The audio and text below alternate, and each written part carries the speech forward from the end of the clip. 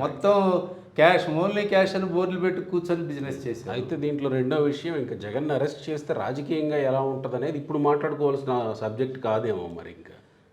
ఎలా ఉంటుంది, ఎలా ఉంటుంది అనేదాన్ని ఏముంది. ఇప్పుడు మన చంద్రబాబుని అరెస్ట్ చేశారు, అది ఎలా ఉంది అంటే చంద్రబాబుకు సింపతి వచ్చింది, జగన్కి కూడా సింపతి వస్తుందా? అది భవిష్యత్తు తెలుస్తుంది. అంటే ఇది కేసు ఫేక్ కేసు అని కానీ ప్రూవ్ చేసుకోగలిగితే, అంటే ఈ కేసులో వాస్తవాలు ఉన్నాయి అని ప్రభుత్వం ప్రూవ్ చేయగలిగితే వస్తుంది.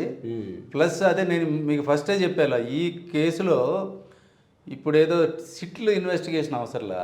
ఫస్ట్లోనే వీళ్ళు కేవలం కరెన్సీ ఇచ్చి మందు కొనుక్కోండి అని చెప్పారు అన్న రోజు నుంచే ఇది కరప్షన్ జరుగుతుందని వైసీపీ ప్రభుత్వంలోనే జనం అంతా మాట్లాడుకున్నారు. సరే, ఇంకా సానుభూతి దాని సానుభూతి అట్లా వస్తుంది, జగన్ వస్తుంది. ఇంకా అంటే జనాలు వైసీపీ వాళ్ళు నమ్మారు, సాధారణ జనాలు. పైగా ఒకసారి దొంగోడు అని ముద్ర వేయించుకొని ఉన్నాడు, అది ప్రూవ్ అయిందా లేదా తర్వాత సంగతి.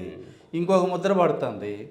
మరి వీటి నుంచి బయటపడాలంటే ఇప్పుడు ఆ కేసులో నుంచి బయటికి రావాలి.